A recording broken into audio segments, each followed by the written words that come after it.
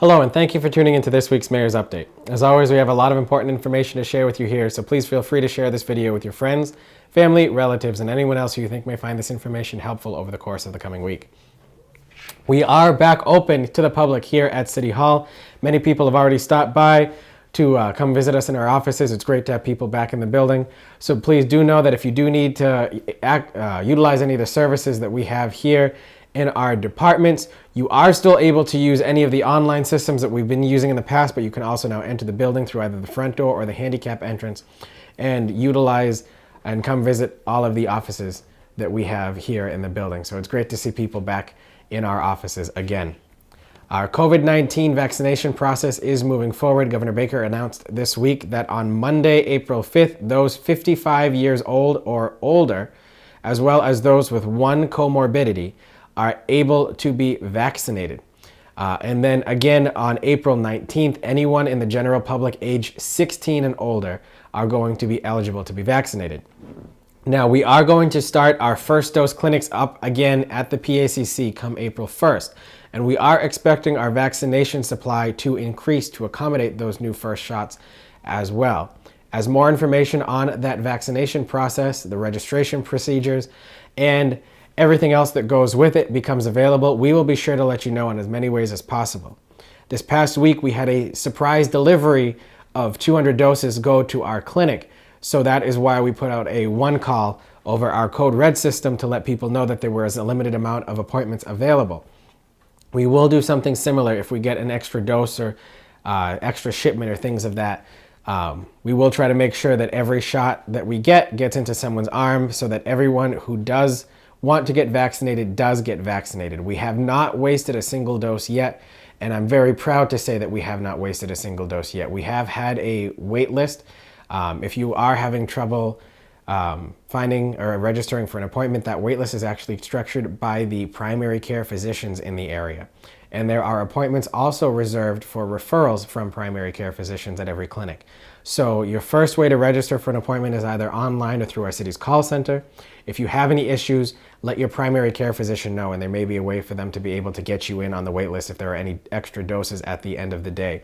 That is something that has been working since February 5th and that we will continue to follow as we move forward. So please continue to keep an eye out for that information.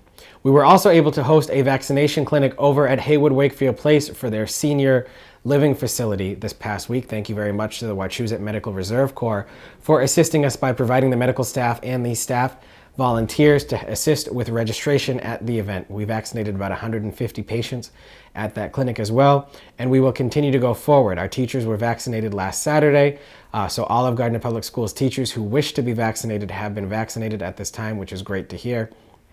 And we'll move forward. It is a very fluid situation, as it has been from the start, but we're going along very well, and I'm very, very proud of how our vaccination process has gone compared to what you hear from other places in the state. As some of you may know, we at the PACC are not allowed to restrict who is eligible to come to our clinic to get vaccinated, as the link to our registration site is also posted on the state's website as required by the Department of Public Health. The farthest east that a patient has come to get vaccinated here in Gardner is Dennis on Cape Cod, and the farthest west someone has come to Gardner to be vaccinated is from Lenox on the New York border. So I think it shows that if we have people coming from this far away to come to our clinic, that we're doing something right. And the feedback we've been getting from the clinic has been nothing but positive. I want to say thank you very much to Haywood Hospital, as well as the Community Health Connection, for all of the help that they've provided us in doing our smaller clinics, our larger clinic at the PACC, and just getting information out to the public to make sure that people understand how the process is going forward and what we're doing to meet the needs of our community. I also want to say, while talking about our vaccination program, that we are working with our fire department and our Board of Health to create a home vaccination program for those who are homebound in the city and unable to get out of their homes to get to a clinic. The registration procedure and sign-up procedure are still being developed, but I want to make sure people know that within the next month, we plan to have a fully operational homebound delivery vaccination program for those that simply just cannot get out of their house. We understand that many people in the older age group in particular may rely on other people to bring them to a clinic to get an appointment and that for many people who do work, the hours that our clinic runs just simply is not conducive to their work schedule. So we are doing everything we can to make sure that, again, we're meeting the needs of the community, and I think we're doing an excellent job of that so far. And more information on that program will be released once everything gets finalized. We just don't want to put out any preliminary information yet and then confuse people as things go forward if anything changes. On Thursday of this past week, we had the official groundbreaking for the Gendith building over at the Timpani Crossroads location. Now, for those of you who don't know what the Gendith building is, that is the building that will house the new Starbucks facility down by the 99 restaurant. Also housed in that building will be Edward Jones, Perry Pool Company for in-ground swimming pools. There are 2 open storefront locations as well, and the Timpani Crossroads headquarters. So a lot of great things to be going there. We're told Starbucks should start pouring coffee by September. So that is something great to be looking forward to see more development and new life coming into the city and continuing the progress that we have made over the past couple months in separate areas of the city. This past week, we also joined the board of directors for the Gardner Boys and Girls Club on a tour of the Waterford Street School location. As some of you may be aware, after our new school opens its doors in the fall of 2022, the plan is to hand over Waterford Street School to the Boys and Girls Club for them to use as their new community center to house the clubhouse for the program.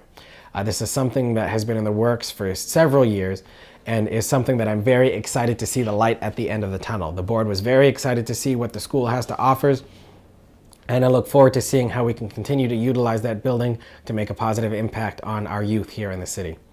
Speaking of our new school, on Thursday this past week as well, my staff and I went on a site tour of the new elementary school building. They are pouring the initial cement for the footings of the building and continuing with some gravel work at the top and working on the connector street that connects the new school out to Catherine Street on the other side of Watkins Field from the high school. There is a lot of great work that's happening over there at the site. I'm very excited to see how efficiently it's moving forward and how they are still on schedule to open in the fall of 2022. And I look even more forward to the day that we can have the ribbon cutting and see our students actually reaping the benefits of having a modern new learning environment and seeing how that impacts our students for generations to come. So thank you very much to everyone who was involved in that project, and I can't wait to see when we have our new Wildcats enter that building. Our demolition projects in the city are continuing to move forward as we work to remove blighted areas from the city that pose a danger to the public. I want to thank in particular our building commissioner, Roland Jean, for all the work he has done to make sure that we continue to promote the safety of the public through the different projects that we are doing. It's really important for us to make sure that we are giving our building officials and our public safety officials the resources that they need to make sure that we truly are doing everything we can to not only bring our community forward and revitalize ourselves, but also to protect and promote the public safety and the welfare of those who live in our neighborhoods. The Rock Street demolition site is moving forward with the cleanup of the demolition. We did start the demo of 177 West Street, the old Reliable Finishing Factory at the corner of West and Sand Street. That is still in progress there, and we do expect the demolition to conclude sometime in the upcoming week. But most of the building is down and all safety concerns have been alleviated through the demolition that was done this past week. So you will still see some site crews there over the course of the next couple days as well as this video airs. And the next place that we plan to look at through our CDBG process, and for those of you who don't know what that is Community Development Grant, Block Grant Program that we receive from the state and federal government, is the old factory on Leamy Street. That is the next place that we have scheduled for demolition and removals to help revitalize the area and get rid of a safety hazard that we see in that neighborhood. Thank you very much to all of our staff at the Department of Community Development and Planning for all of the work that you've put into those projects to make sure that we continue to move our city forward and continue with the progress that we've made and seen over the course of the past several years and several months. The city announced this past week that we received our new allotment of CDBG funding for the upcoming year. As I said in the previous comment, our Community Development Block Grant Program is money we receive annually from the state and federal government. Our allotment for next year has been set at $825,000. That is excellent to hear and allows us to do a lot of work in the city. We'll be doing new sidewalks and lighting structures in the downtown over on Parker Street from the downtown square down to Lafayette Square by the Spanish-American War Monument. That'll also include new cross light structures and a flashing crossing beacon to be put in front of the ale house to help people get from the restaurant over into the parking lot that is in that location as well. Again, thank you very much to the staff at the Department of Community Development and Planning for putting that application together, and I look forward to seeing the good that we can do with that funding. Also included in that funding is hiring an advocate who will be stationed at the Gardner Police Station to help victims of domestic violence as they go through the recovery process of dealing with those situations. Portions of that funding can be used for small nonprofit and community work, and that was selected by the Community Development Block Grant Steering Committee for funding this year. So very happy to see that we have that new addition coming to the city for the upcoming year as well. The downtown paving project is scheduled to continue on the first week of May. For those of you who may remember, last fall we said we were simply going to put the first base coat of pavement on the downtown streets that were paved last year, hold off for the fall and the winter time to allow our businesses some time to get through the holiday season with Halloween, Thanksgiving, and Christmas, and then come back in the spring and put the final coat on. The schedule right now is that during the first week of May, crews will go through the downtown and re-raise all of the metal structures in the streets. That's the drain grates, the manholes, and the other little metal caps that you see in the street will be dug out and re-raised. And then between May 18th and May 21st, our crews are scheduled to go back and put the final coat of pavement on those streets. Now, the other construction projects that we have downtown over on Parker Street and Central Street will not begin until later on in the late spring, early summer.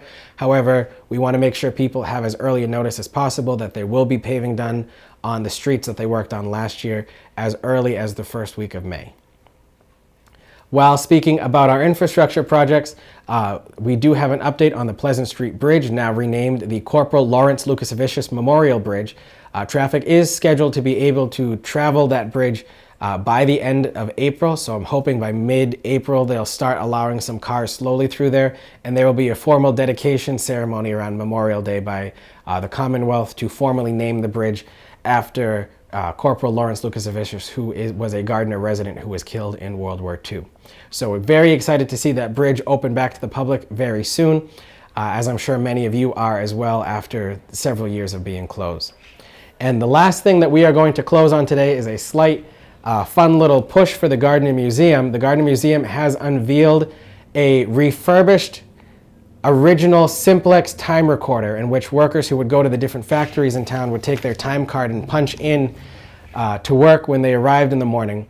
They have got it back up and running, so the Gardner Museum is set to open sometime in early April. You can check out their Facebook and their website for further details, but they are unveiling that new piece of equipment to their exhibit. So please go check out a small piece of our history here in Gardner and the many other great exhibits about our local history that the Gardner Museum offers over on Pearl Street. But that concludes our update for the week. Thank you very much for joining us, and I look forward to speaking with you next week. Until that time, though, please continue to watch out for yourselves and others. Please keep track of your own mental and physical health during these trying times, especially with the warmer weather. Try to get outside, go for a walk, and enjoy what we have here in the city and get your mind off of the craziness of the world. And until we speak again next week, I hope you have a great day. Thank you very much.